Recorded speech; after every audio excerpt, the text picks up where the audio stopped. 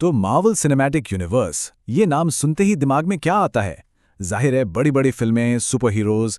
लेकिन ये सिर्फ एक फिल्म फ्रेंचाइजी नहीं है, ये तो एक कल्चरल फिनोमिनन बन चुका है ना? पर कभी सोचा है कि ये सब शुरू कैसे हुआ? आज हम उसी सीक्रेट ब्लूप्रिंट की परतें खोलेंगे जिसने, सच कहूं तो, हॉलीवुड को हमेशा के लिए बदल कर रख दिया। अच्छा, शुरू करने से पहले जरा नंबर्स की बात कर लेते हैं।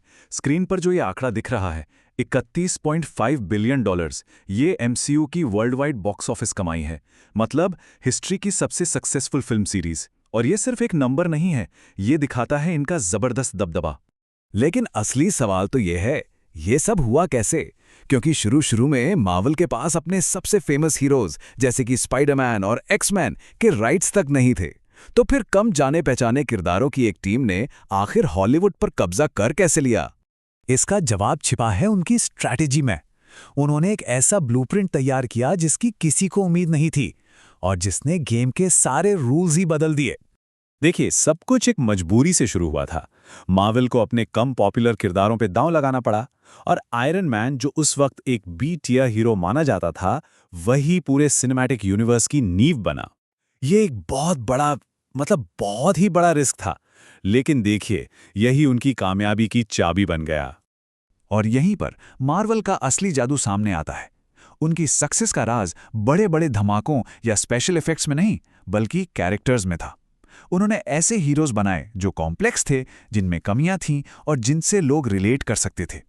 ऑडियंस को उनकी ताकत से ज्यादा उनकी कमजोरियों से प्यार हो गया। तो चलिए अब जरा इन किरदारों में और गहराई से उतरते हैं। आखिर एमसीयू के इन मेन हीरोज को इतना खास क्या चीज बनाती है? इसे समझने के लिए हमें एक कॉन्सेप्ट को समझना होगा, हेजीमोनिक मैस्कुलिनिटी। सीधे शब्दों में कहें तो ये वो सामाजिक दबाव है जो मर्दों से उम्मीद करता है कि वो हमेशा स्ट्रांग रहें, कंट्रोल में रहें और अपनी फीलिंग्स को दबाकर रखें। मार्वल के हीरोज इसी सोच को चैलेंज करते हैं। और यहां कहानी कहने का कमाल देखिए।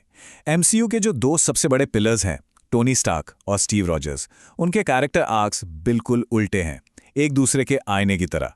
एक तरफ जो स्वार्थी टोनी है वो बलिदान देना सीखता है, और दूसरी तरफ स्टीव, जो हमेशा ही बलिदान देता आया है, वो आखिरकार अपने लिए जीना सीखता है। मतलब क्या जबरदस्त कहानी बुनी गई है ना? ये तस्वीरें टोनी के पूरे ट्रांसफॉर्मेशन की कहानी बताती हैं।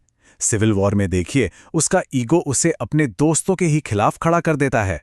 लेकिन एंड गेम तक आते आते वही टोनी पूरे यूनिवर्स को बचाने के लिए अपनी जान दे देता है। ये असुरक्षा से निस्वार्थता तक का एक बहुत ही पावरफुल सफर है। ये जो कोट है ना, ये टोनी स्टार्क के अंदर की लड़ाई को बिल्कुल सही तरीके से बताता है। आयरन मैन बनने के बाद वो लगातार अपने अतीत के बोझ और खुद को बेहतर बनाने की जिद से जूझता रहता है, और यही संघर्ष उसकी पूरी जर्नी को डिफाइन करता है। अब देखते हैं कि कैसे कैरेक्टर पर इस फोकस ने मार्वल को कमर्शियली और कल्चरली एक सुपर पावर बना दिया। ये बार चार्ट खुद ही पूरी कहानी कह रहा है। औसतन मार्वल की फिल्मों ने अपने सबसे बड़े कॉम्पिटिटर यानी डीसी से कहीं ज्यादा कमाई की है। आंकड़े बिल्कुल साफ हैं।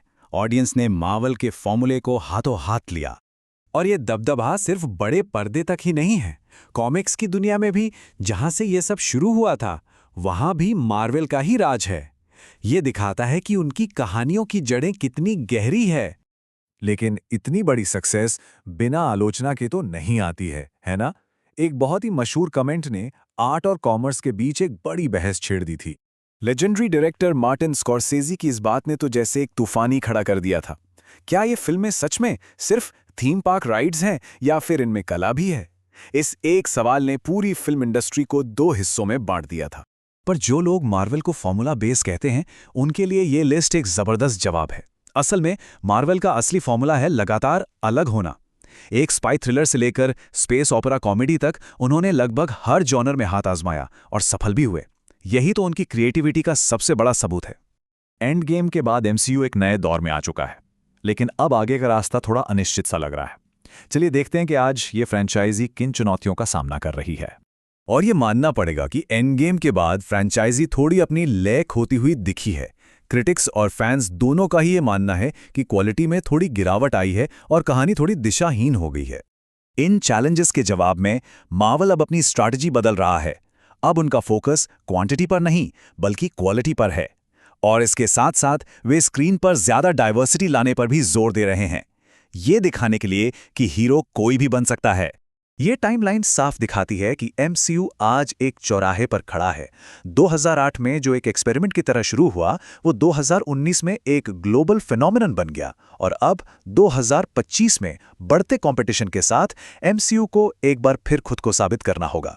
तो आखिर में सबसे बड़ा सवाल यही है, क्या एमसीयू खुद को फिर से रीइन्वेंट कर सकता है? क्या वो ब्लूप्रिंट जिसने उन्हें एक बार टॉप पर पहुंचाया था, दोबारा काम करेगा? ये तो खैर वक्त ही बताएगा कि मार्वल सिनेमैटिक यूनिवर्स एक बार फिर सिनेमा के भविष्य को डिफाइन कर पाता है या नहीं।